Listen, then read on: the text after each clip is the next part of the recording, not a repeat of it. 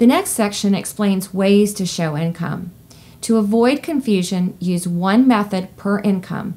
In other words, do not show the same income via pay stub and by circling direct deposits on bank statements. Always show the most recent 1 month, 30-day period. Please note, this does not apply to people using profit and loss sheets who are reporting average monthly gross and net incomes. We recommend to write on documents you are using to verify income, quote, use as income verification, end quote. This will help the servicer's employee to quickly identify what you are using as supporting documents. There are 11 ways to verify income listed on the website. Number 1, of course, the most common request made by servicers is to submit pay stubs from full-time or part-time employment. Remember to show the most recent 30 days or 1 month period. As these are sometimes hard to read, we recommend that you circle pay dates, gross income, and net income. Gross income is before any deductions, net income is after all deductions. Write gross and net income numbers clearly somewhere on the stubs. Write somewhere on the stub, paid twice a month, paid every 2 weeks, or paid once a week. Number 2, another way to show income is a profit and loss sheet. You can find a template on the website. Use the profit and loss sheet if you are self-employed. It is also helpful to use if your income fluctuates considerably month to month and you want the servicer to use average income. Make sure to explain this fluctuation in your hardship letter. If you are self-employed, take total gross and net income during the self-employed time period, use at least 6 months if you can, and divide by the number of months to get an average monthly amount for gross and net incomes. One word of caution, many investors serviced by Bank of America may require a profit and loss sheet signed by a CPA, but if you develop your own and afterwards are asked to provide one by a CPA, you can then meet that requirement at that time.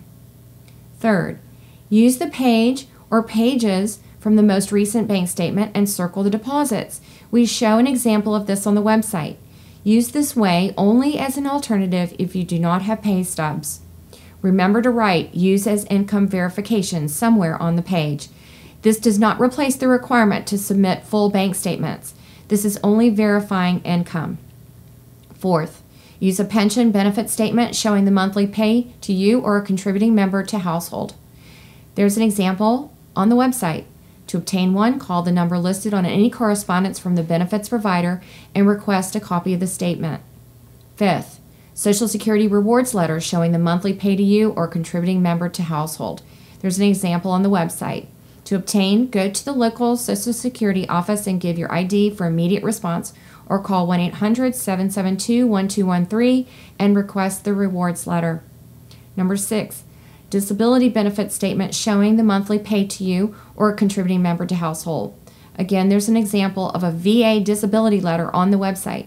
To obtain a VA disability letter, go to the local VA administrative office or call 1-800-827-1000 and press 0.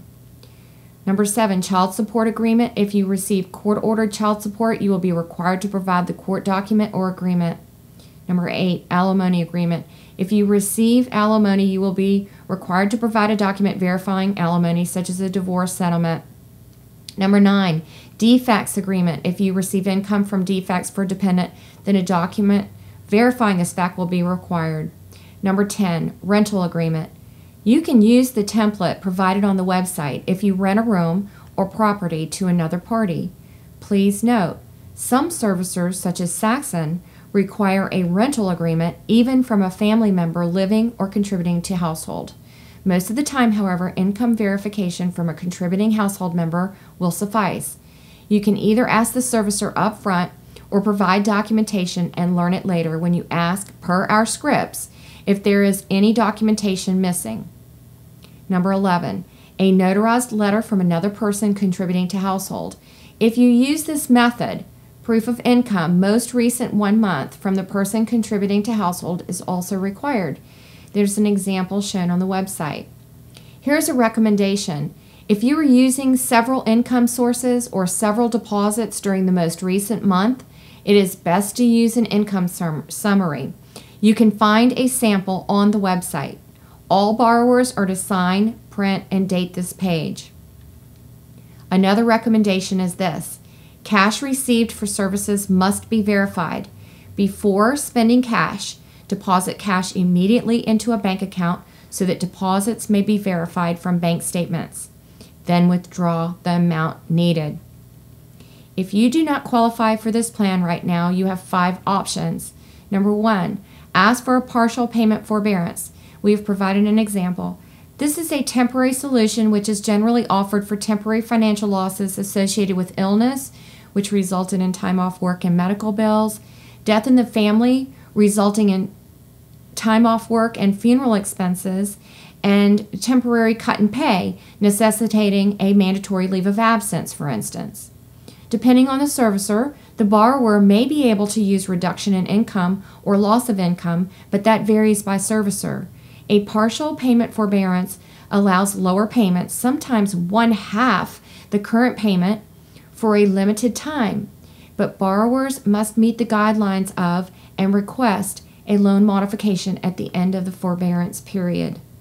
Second option, if you are not at immediate risk of foreclosure, you may be able to wait until you are able to meet the guidelines and then apply. Also remember, guidelines can change. Wait 30 days and ask the same question. Is the investor evaluating under the Making Home Affordable program or under conventional guidelines? And that is if you have a conventional loan. Look under the subject. Do not panic on the website for samples of letters from servicers and foreclosure attorneys so that you will understand the differences. Also know the laws in your state regarding notice of foreclosure. Third option, read proven 15 steps to modification using traditional guidelines, particularly step 4, and learn if you can posture yourself to meet traditional guidelines. Then ask your servicer if your case can be evaluated under traditional conventional guidelines. If yes, then prepare according to the instructions listed on the website. Fourth option, sell your home. You can sell if the value is under the mortgage balance. Please consult the video, Proven 15 Steps to Short Sale, Selling Your Property Under the Mortgage Balance. Fifth option, if you are at immediate risk, a few days from foreclosure, and just need to stall it to get prepared, you can file bankruptcy or file paperwork to produce the note. Please consult the website for more details. Bankruptcy is considered more minor than foreclosure. You can recover from bankruptcy more easily than foreclosure. Produce the note is less dependable, but is another option to try.